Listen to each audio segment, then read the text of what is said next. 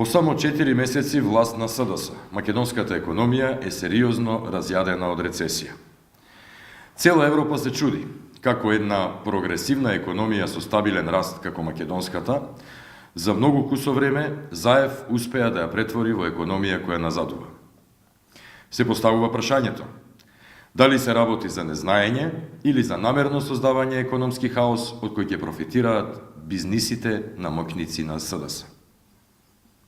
Извозот падна, се намали производството, се намали и просечната плата.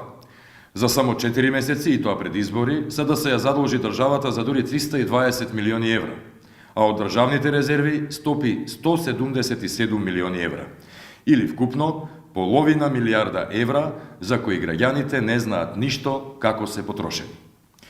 Рецесијата значи и намалување на инвестициите, намалување на обртот на пари во стопанството, зголемување на невработеноста и предизвикување на сиромаштија, беда, страф и несигурност кај граѓаните. Гледаме дека Заев ги игнорира, ги одвраќа и индиректно ги брка инвеститорите. Се поизвестни се индициите дека РЕК е веќе договорен за продавање, а земјоделците, со ригорозните закани за укинување на субвенциите, самите ќе се откажат.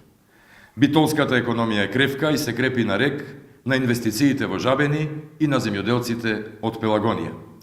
Станува повеќе од очигледно дека сите постапки на Заев водат кон намерно докрајчување и неповратно уништување на битолското стопанство. И тоа многу пострашно и со многу подолгорочни последици од тат.